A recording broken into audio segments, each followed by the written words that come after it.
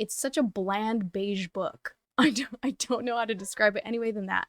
I feel like, how did you make a story about wanting to end your life beige? Now, I don't know about you, but September feels like a lifetime ago. I have been dragging my feet in making this September wrap up because for some reason I'm just like full throttle in October activities, even though they don't fully consist of reading because I've been really distracted with watching horror films and going to horror events, spooky puzzles, and things like that. So I know we're not talking about October, but I haven't been doing a whole lot of reading. But anyways, we're not here to discuss my reading for October. We're here to go back in time to September and talk about all the books I read in that month. So I read 8 books in September, and I feel like I might hurt a lot of people's feelings depending on who watches my videos. I don't really know how similar our taste is,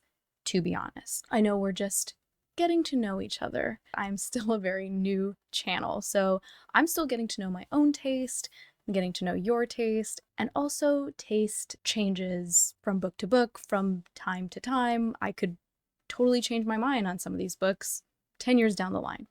Anyways, the reason why I say that is I'm afraid that I might hate your favorite book. I feel like it's just the first thing I want to talk about, okay? I feel like it was the worst book I read.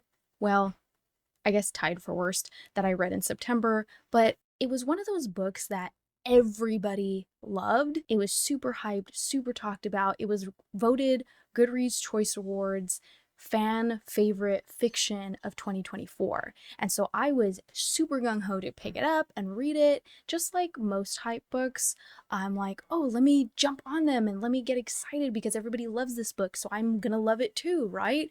Well, wrong. I'm learning that I don't think I like hyped books. I feel like now, if there's a hyped book, I'm probably going to stay away from it because I haven't had a good track record of liking everyone's favorite books. Maybe I was just seeing a certain demographic of people, or, I hadn't fine-tuned my own algorithm yet. So I was just seeing what was popular in the kind of like mainstream of the book community.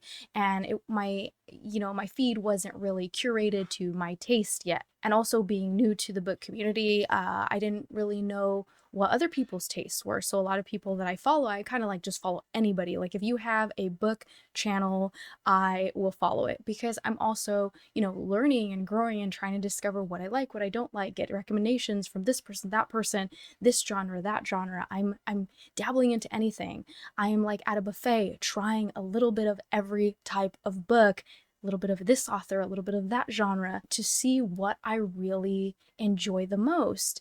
And that is fun for me. I think I will always enjoy reading diversely because that way I won't get burnt out on my favorite food, if you will, if you want to go with that same food analogy that I was giving, okay? Because if you eat too much of your favorite food, like eventually you're gonna get sick of it. And I never want to get sick of my favorite food. So to bring it back to books, I really find that I have a better idea of where my taste is, but I don't want to just read nonstop of that type of book constantly because I don't want to get to the point where I find myself not having anything to read because nothing matches up to my taste. You know what I mean? So I'm kind of always on the lookout for something new, something fresh, something different.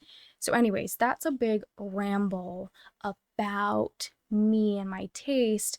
But what I'm getting at is, you guys already know, you saw the thumbnail. I want to say I hated this book, but hate is too strong of a word. I did not hate this book, okay? That's dramatic. I just didn't like it. It was so boring. I absolutely do not understand why everybody loves this book. I had the same issue with First Time Caller, okay? Everybody loves First Time Caller. So many people gave that book 5 stars. The cover of that book is so cute. Loved it. Had to pick it up. I pre-ordered that book, okay? And this was before I realized, okay, I'm not really a romance girly. Okay, so yeah, my bad. But yeah, I also did not like that book. And I felt like this gave me that same energy. Hyped, everybody loves this, and it just wasn't for me type of book. I I don't know, maybe I just couldn't relate.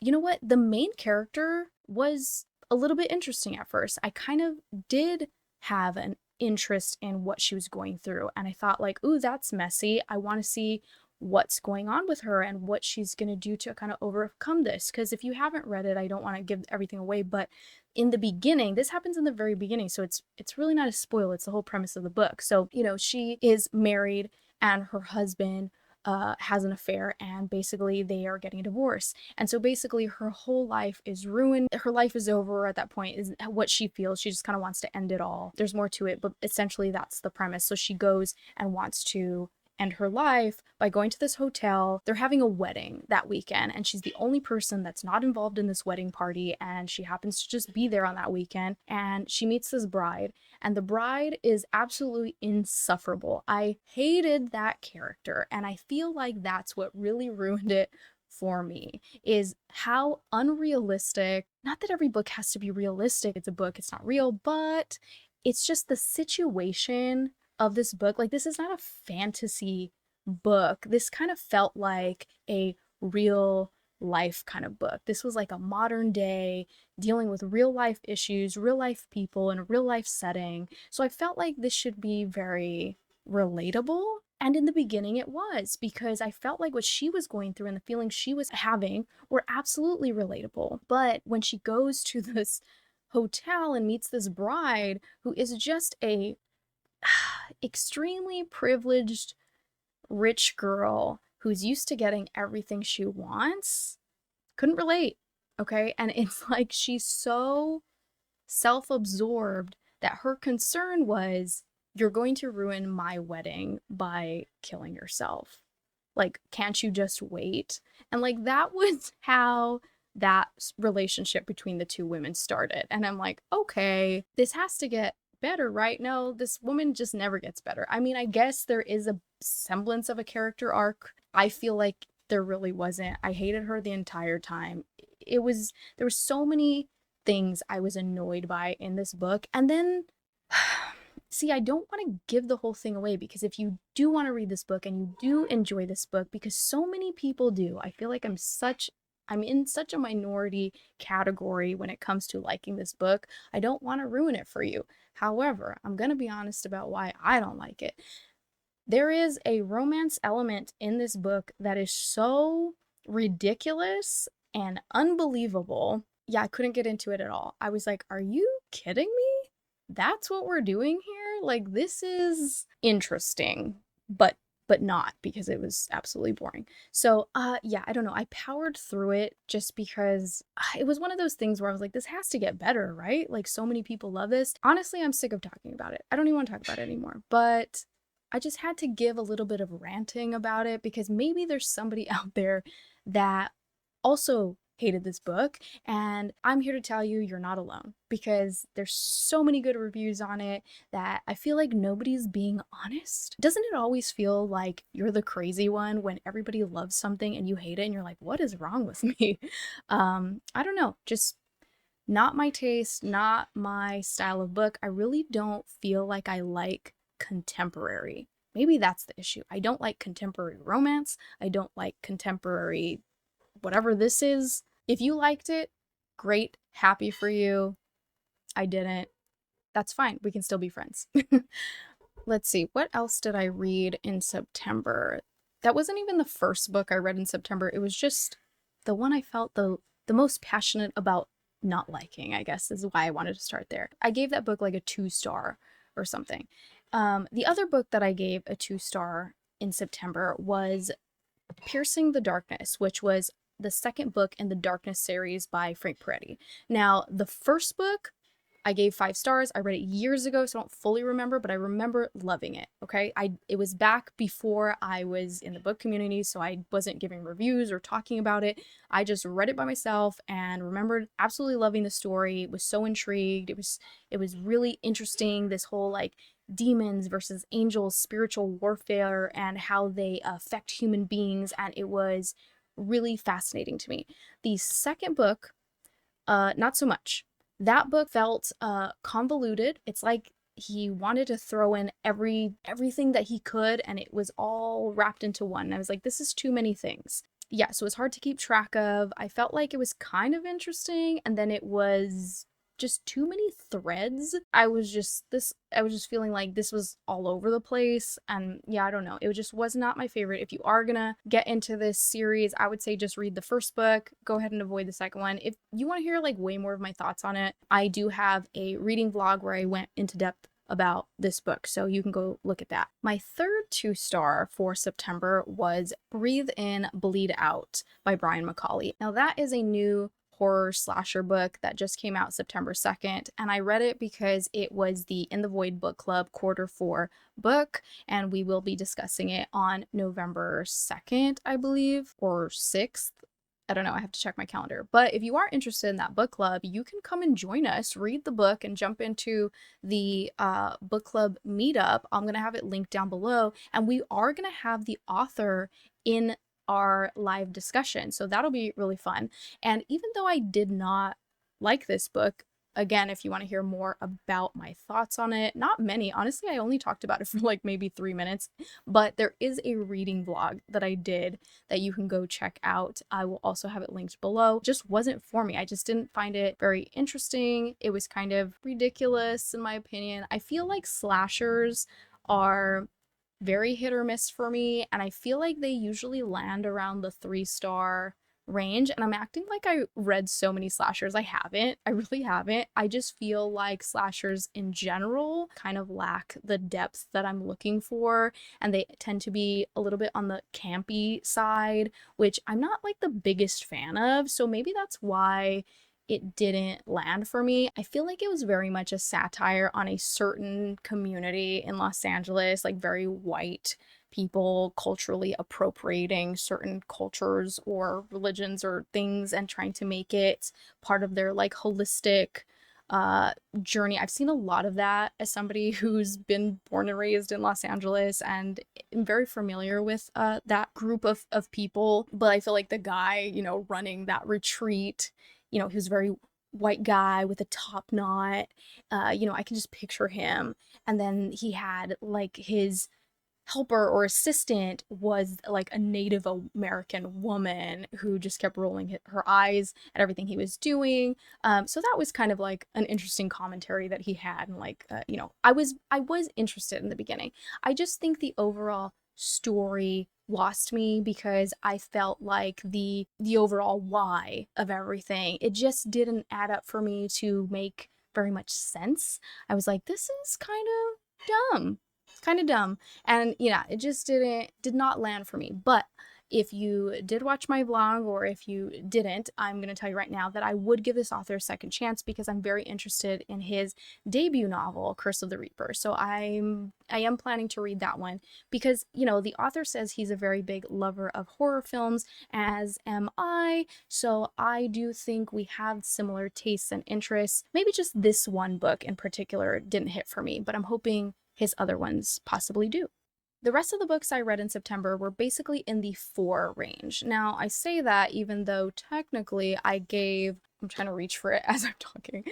I gave Shy Girl a 3.75 where I could. On Goodreads, I did give it a 4 because you can't round. It still falls into the 4 category. It's not quite a 3.5, and it's definitely not a 3.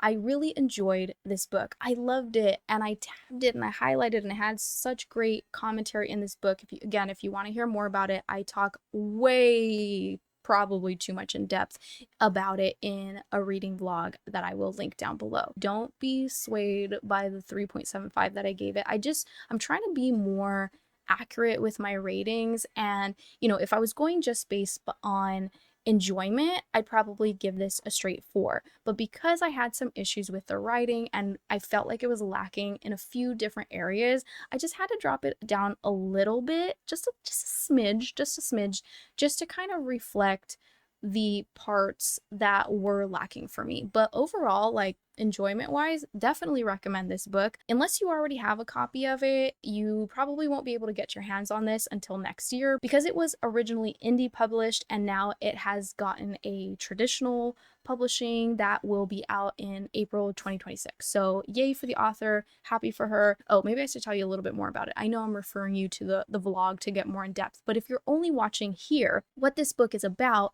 is a girl who is in heavy debt. She signs up for she signs up for a sugar daddy website so that this man can basically erase all her debt for her in exchange for acting as his devoted pet. He essentially wants her to be his dog. So, yeah, strange, right? But this is not a dark romance or BDSM scenario here. This is essentially a very dark, almost extreme, maybe even slightly extreme horror. It does get very dark and very gory at times. So yeah, let's just say it's kind of extreme horror. So don't be fooled by the really cute cover. This is not a light, fun, feel-good book at all. Okay, so this is a very serious, dark situation that she gets wrapped up in, okay, because it definitely involves kidnapping and abuse and a woman being stripped of her freedom and her existence as a human. You know, she essentially gets completely demoralized and is his dog. And it just gets darker and darker the more that you read it. So, yeah, read it. It's good. So we are in the official 4 range now.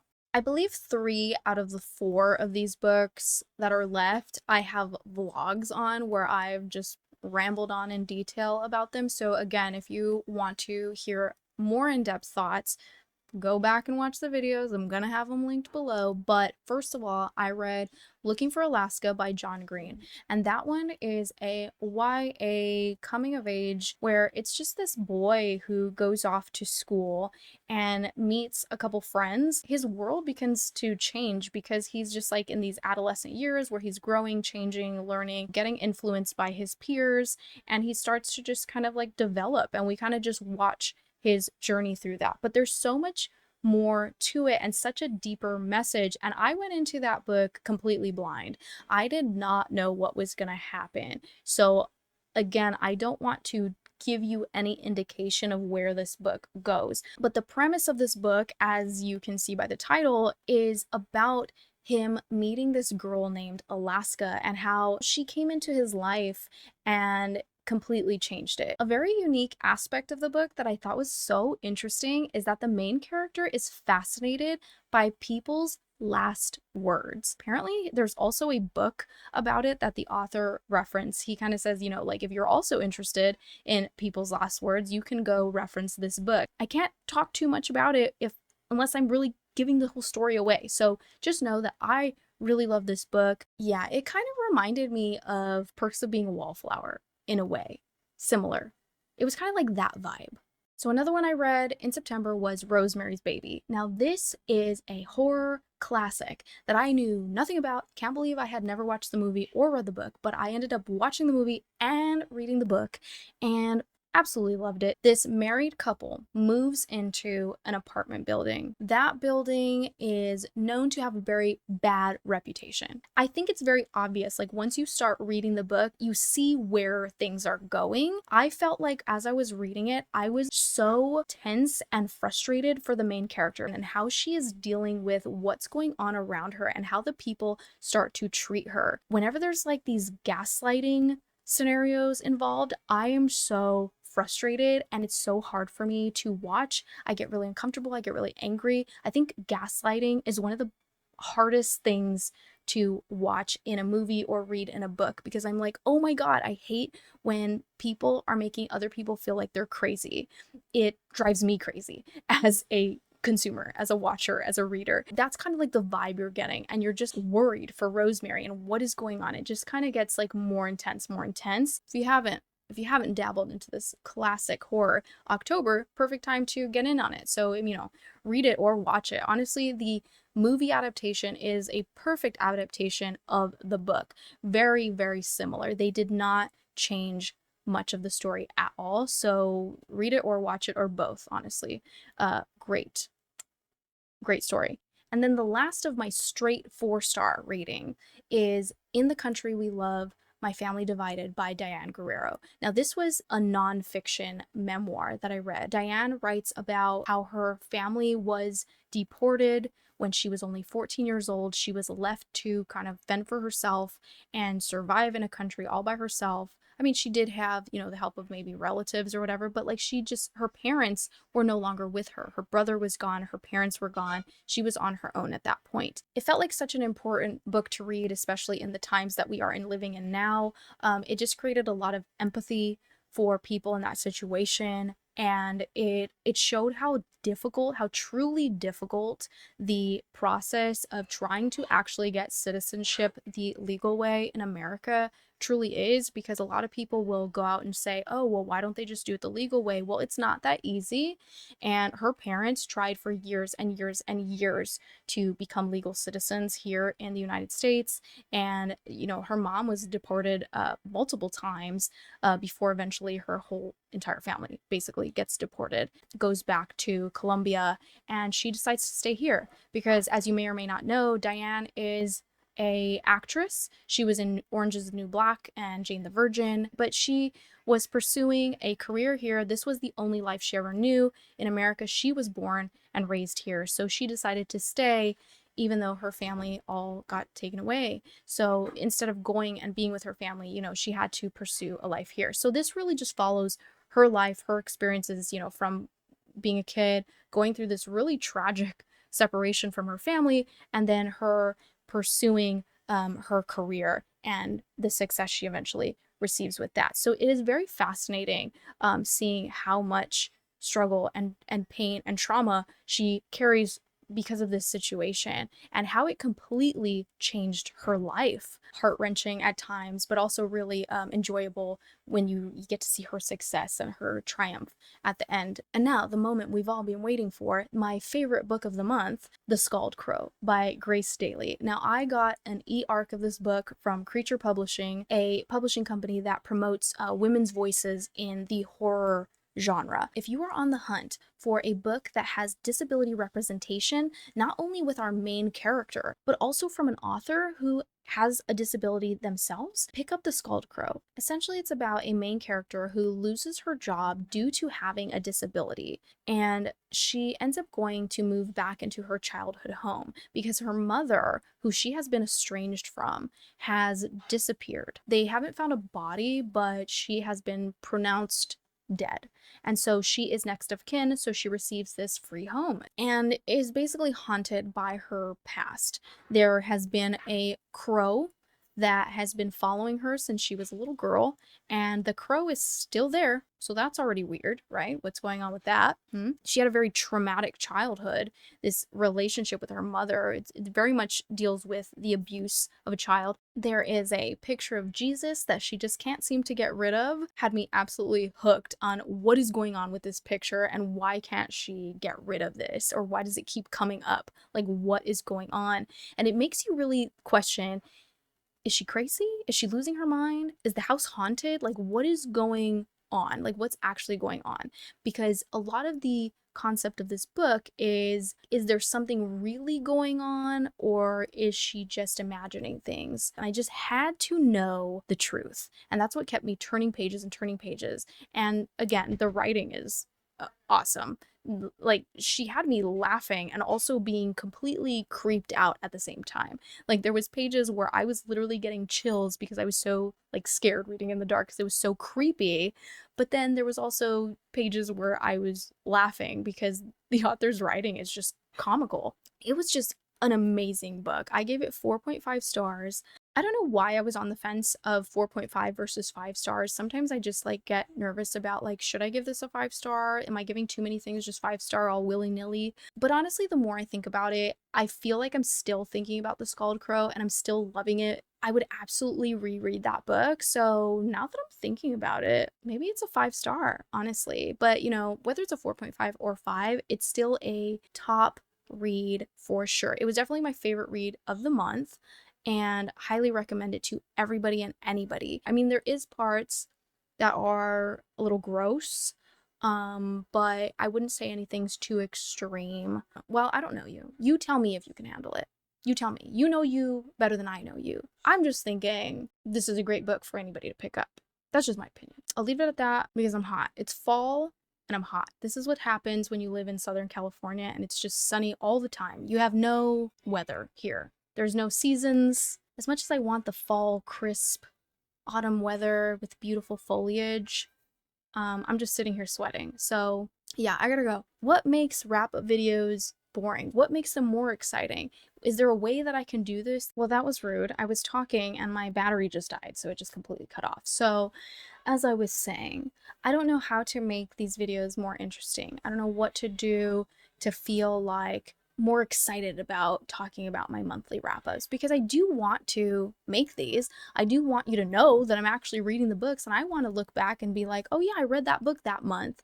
And what did I think about it? And how did I rate it? I don't know. I think I need to start putting more love into my wrap ups and finding a way to love them so that I have this kind of like a documentation of my reading journey because that's what I would love for it to be, a historical document, if you will. I'm just rambling now. Again, I said I was gonna go, so I'm gonna go. Can you hear me if I'm way back here? I'm just curious because I have a really cool Killer Clowns shirt on and I wanted to show it off. Yeah, but anyways, bye.